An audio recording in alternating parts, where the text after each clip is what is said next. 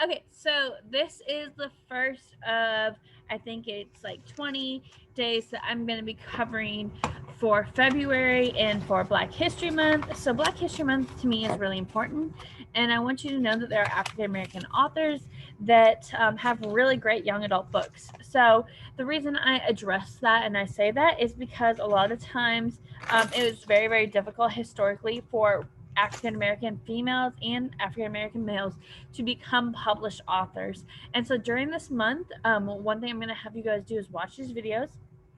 And if you have like a hotspot and you cannot watch the videos, I'm going to put a link on the assignment so you can click the link and watch it if you don't want to watch me. I'd prefer if you watch me just because I'm telling you about the book and telling you what I like about the book.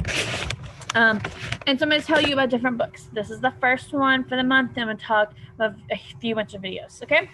So the first one I'm talking to you about, a lot of my books come from an author called Sharon M. Draper. She was a really popular author in the 90s, but her books are like, they stick with you. And so it's not just like 90s books. This book she spent 12 years researching. So this book is called Copper Sun. And Miss Smith, if any of you had Miss Smith for history, she's the one that recommended this book to me. And I was like, oh, okay, I'll read it. I could put it off. And then last year I read this book, or it was last year, the year before, and it's amazing. So it is extremely sad, but I think it's extremely important for everybody to read it. I think everybody should have to read a book like this once in their life so that they understand what went on. So what happens is there's a little girl named Amari, and Amari lives in Africa. And one day slave traders come and they capture her and a bunch of the people that are in her village. And um, so I mean there is some like the village leader gave these people to them, but it talks all about the life of a slave from over in Africa in their tribe to back to the United States. So she gets on the boat. It talks about the boat and her terrible experiences there, like awful experiences there, and then she comes to the United States, and it tells about her being bought and what she's being bought for and her experience on the plantation and then possibly her attempt at escape.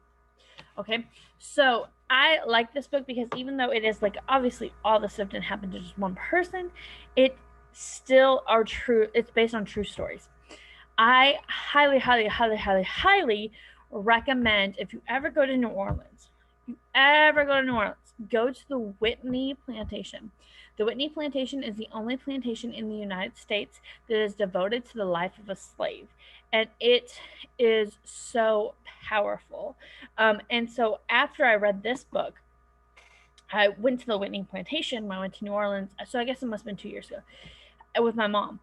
And it is so like you see the trailers that they put hundreds of people in, and you see like where they lived, you see where they worked, you see what they had to deal with, and you hear their stories because there was a project in the 1920s where they recorded any remaining slaves' stories. I think it might have been the 1910s too, and it's just powerful. So the first book of the month is called Copper Sun. It is by Sharon Draper. It is a great book. It's kind of long, but it's well worth it. So the front cover says, "Stolen from her village, sold to the highest bidder, 15-year-old Amari has only one thing left of her own: